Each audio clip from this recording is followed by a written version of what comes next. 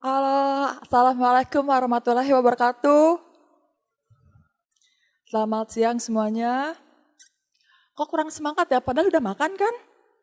Oke, sekali lagi ya. Assalamualaikum warahmatullahi wabarakatuh. Selamat siang semuanya. Nah, gitu dong. Jadi lebih kelihatan hidupnya di sini ya. Baik, perkenalkan, terima kasih untuk Olah Karsa, Pak Founder, terima kasih, Mas Fikri, terima kasih, dan semuanya. Jadi ada wajah baru dan wajah lama juga, Mas Panji juga teman saya di sini, dan kenalan juga banyak. Perkenalkan saya Angki Yudhistia sebagai seorang penyandang disabilitas sebenarnya.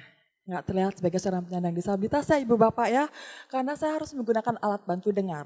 Sebentar, alat bantu dengar saya ini dipakai di sebelah kanan kiri saya. Nah, jadi saya saat ini adalah perempuan berkebutuhan khusus yang pertama dan satu-satunya yang saat ini bekerja bersama Pak Presiden Jokowi. Aduh. Terima kasih. Dipakai dulu ya, karena kalau nggak dipakai nggak denger juga. Gitu. Nah, jadi kalau mau komunikasi dengan saya itu nggak harus pakai bahasa isyarat nggak apa-apa. Pakai gerakan bibirnya. Nah, jadi kalau misalnya lagi ngobrol sama saya, jadi jangan kaget kalau saya tuh selalu memandang mukanya, memandang mukanya. Jadi yang dipandang itu adalah bukan matanya, tapi gerakan bibirnya. Nah, kalau orang lain ngomong, kalau itu biasa lihat mata, ketemu mata, ya kan? Dari mata ketemu hati, betul? Nah, kalau saya dari mata naik otak, kan mikir, nah orang dia ngomong apa ya sebenarnya? Nah, gitu. Jadi itu adalah bagaimana berkomunikasinya. Tapi sedikit aja bahasa isyarat untuk teman-teman semua. Bahasa isyarat tepuk tangan untuk penyandang disabilitas tuli itu semuanya sama-sama tangan di atas, dua-duanya. Handshake together. Nah, karena teman-teman tuli itu nggak dengar tepuk tangannya, jadi kalau sini udah rame, itu artinya itu udah gemuruh banget karena pakai visual. Dan bahasa isyarat cantik atau ganteng. Yuk sama-sama yuk. Semua cantik. Nah, ganteng juga sama. Tapi kalau mau jelek ya apa-apa, jelek gitu. Nah, jadi cantik gitu. Nah, jadi bahasa isyarat untuk terima kasih, sama-sama. Nah, jadi kalau ketemu sama beberapa teman tuli, kalau mau bilang terima kasih, nanti bilang sama-sama. Nanti kalau ketemu, kalau misalkan lihat beberapa UMKM atau ada kafe atau apa yang mempekerjakan disabilitas tuli khususnya bahasa isyaratnya itu yang sehari-hari ya. Baiklah, hari ini kita akan membahas tentang diversity, equity and inclusion in workplace. Jadi, bagaimana sih sebenarnya kita bisa mempekerjakan atau memberdayakan teman-teman penyandang disabilitas. Nah, next. Materi berikutnya, next. Nah, ini sesuai dengan arahan Bapak Presiden bahwa inklusivitas adalah prioritas utama kepemimpinan Indonesia. Jadi pada waktu pandemi kemarin saat kita semua terdampak, tapi kita itu harus bangkit. Jadi bagaimana tema besar kita pada waktu G20 sebagai tuan rumah, itu recover together, recover stranger. G20 itu udah bertahun-tahun lalu. Dan baru pertama kali di G20 Indonesia membahas tentang disabilitas. Kalau dulu kita bilangnya penyandang cacat, ya, sekarang terminologinya udah diubah menjadi penyandang disabilitas karena perubahan itu berdasarkan dari undang-undangnya kita. Nah, sama Pak Presiden bilang, kenapa Indonesia ini berupaya agar G20 dapat bekerja untuk kepentingan semua. Untuk negara maju, negara berkembang, utara, selatan, negara besar, kecil, negara kepulauan, dan pulau-pulau kecil di Pasifik. Serta kelompok rentan yang harus diprioritaskan. Inklusivitas adalah prioritas utama kepemimpinan Indonesia. Ini komitmen Indonesia untuk membuktikan no one is left behind. Nah, jadi kita bicara tentang isu disabilitas. Next. Nah, jumlah penyandang disabilitasnya banyak banget ya. Ini nggak kelihatan dah karena kecil. Jadi 22,9 juta. berdasarkan data BPS Susenas tahun 2020. Artinya provinsinya itu banyak banget. Nah, saya sebagai seorang sociopreneur dari 2011, kita itu bisa mengembangkan sociopreneur itu dengan program CSR. Artinya kita mensupport penyandang disabilitas itu dari hulu ke hilir. Penyandang disabilitas itu ada penyandang disabilitas sensorik. Nah, sensorik itu seperti apa? Nggak bisa dengar, nggak bisa lihat. Motorik, nggak ada tangannya, nggak ada kakinya, pakai kruk, pakai kursi roda. Disabilitas mental, bipolar, ADHD, orang dengan gangguan jiwa, dan lain sebagainya, itu disabilitas mental. Intelektual, autism, ya, terus habis itu Down syndrome, dan lain sebagainya. Ada juga yang ganda, multiple, ada yang nggak bisa lihat, terus nggak bisa dengar. Ada yang disabilitas fisik, terus nggak bisa dengar, itu banyak banget. Biasanya rata-rata penyandang disabilitas itu ada yang dari lahir dan nggak dari lahir.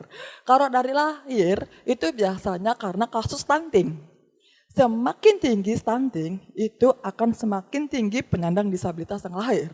Jadi gizi seorang ibu itu sangat penting.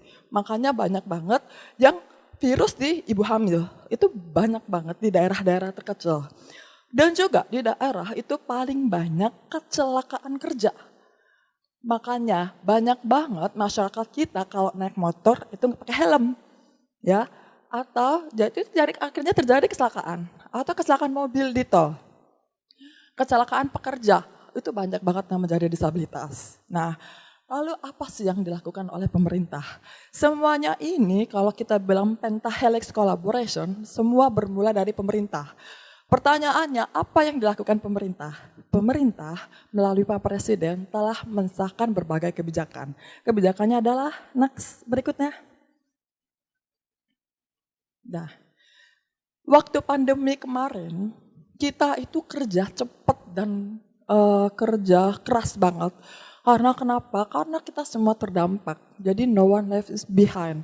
Gimana caranya penyandang disabilitas yang jumlahnya 22,9 juta ini mendapatkan program-program pemerintah. Jadi saya bersama Pak Presiden sepanjang tahun 2019 sampai tahun 2020 kami telah mensahkan sebanyak 7 peraturan pemerintah dan 2 peraturan presiden. Ini adalah sebagai komitmen Bapak Presiden untuk membuktikan bahwa beliau telah memberikan perhatiannya. Jadi itu dari hulu dan hilir banyak banget. Dari pendidikan, data, aksesibilitas, dan lain-lain sebagainya. Dan dalam sejarah kita sudah memiliki Komisi Nasional Disabilitas. Jadi kalau ada Komnas Perempuan, Komnas Anak, Komnas macam banyak hal, dan kita sudah ada Komisi Nasional Disabilitas. Nah, next berikutnya. Nah, inilah ekosistem kita sebagai program-program nasional yang bersinergi juga dengan pemerintah, bersinergi juga dengan pihak BUMN, pihak swasta, dan pihak lain segala macam masyarakat. Itu pentahelix collaboration yang kita lakukan.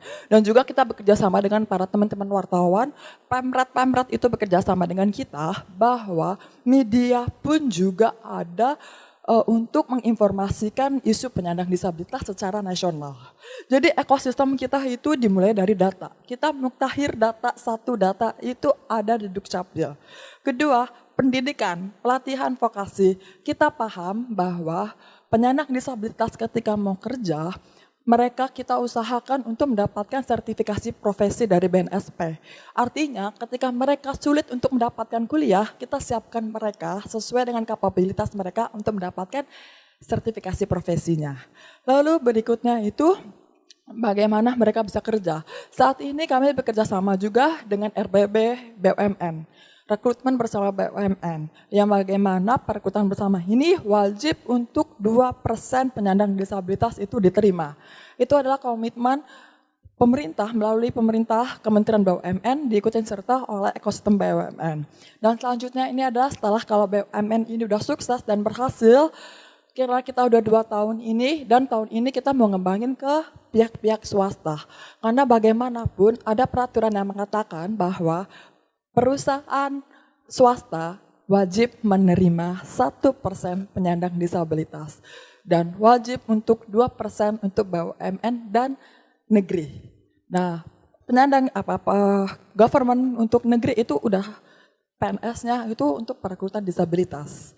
Jadi kita itu sudah mulai. Nah, artinya ini adalah ekosistem kita.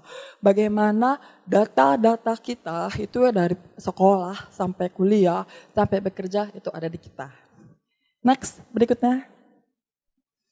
Nah, ini adalah skema tenaga kerja. Skema tenaga kerja yang kita lakukan.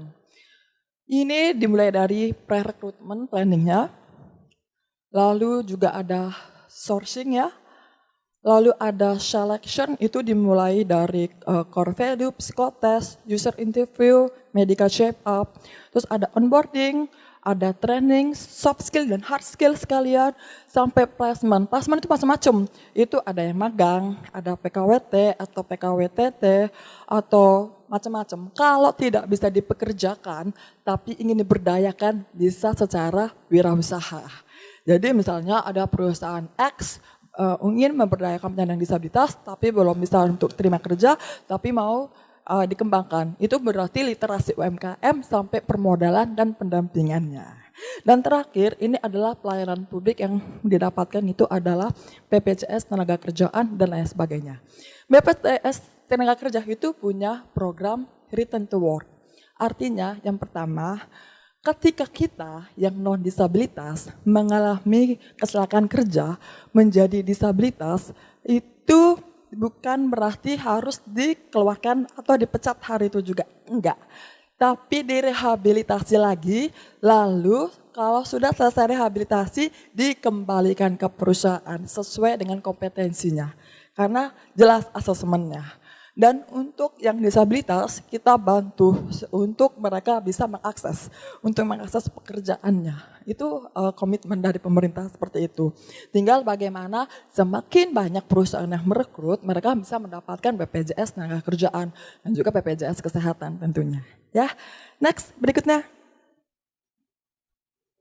Nah, kalau kita bilang ini top 10 skill set yang adaptif, ini sebenarnya adalah skill set untuk generasi zilenial yang paling dicari dan dibutuhkan dari tahun 2020, 2025 sampai Indonesia emas. Tapi bagaimana dengan penyandang disabilitas? Apakah mampu mereka untuk mengikuti seperti ini? Jawabannya tidak. Tapi setidaknya kelompok zilenial yang mampu untuk mengadaptasi dengan skill set seperti ini adalah membantu perpanjangan tangan penyandang disabilitas untuk bisa setara. Penyandang disabilitas itu nggak bisa sendiri. Penyandang disabilitas itu perlu dibantu. Dibantu oleh siapa? Oleh kita. Empati kita tinggi ketika kita sudah nyaman dengan diri kita. Ketika kita sudah berhasil dengan karirnya kita, ini adalah momentum untuk kita bisa membantu masyarakat untuk bisa mendapatkan kehidupan yang layak sama seperti kita. Gitu ya. Next, terakhir. Nah, ini adalah agenda pengarusutamaan diversity, equity, and inclusion. Jadi agenda DEI ini sebagai bagian dari ekspansi dan integrasi tenaga kerja disabilitas ke pasar tenaga kerja. Jadi jumlah penduduk usia kerja di disabilitas di Indonesia mencapai 16,5 juta, yang mana termasuk jumlah paling banyak di dunia. Jadi belum semua perusahaannya. Teman-teman tahu bahwa jumlah tenaga kerja kita berdasarkan data BPS 16 juta sekian, ini tinggi banget. Jumlah tenaga kerja penyandang disabilitas yang valid diterima oleh Kementerian Tenaga Kerja hanya 3.000 saja. Artinya apa? Ini adalah momentum kita bersama-sama untuk mengaplikasikan, mengimplementasikan pasar tenaga kerja inklusi. Karena pemerintah sudah mulai dengan kebijakannya. Kebijakannya jelas kok, bahkan dari kebijakan awal sampai pemberian apresiasinya. Apresiasi itu selalu diberikan setiap tahun oleh Kementerian Tenaga Kerja untuk memberikan apresiasi setinggi-tingginya kepada perusahaan yang menerima penyandang disabilitas.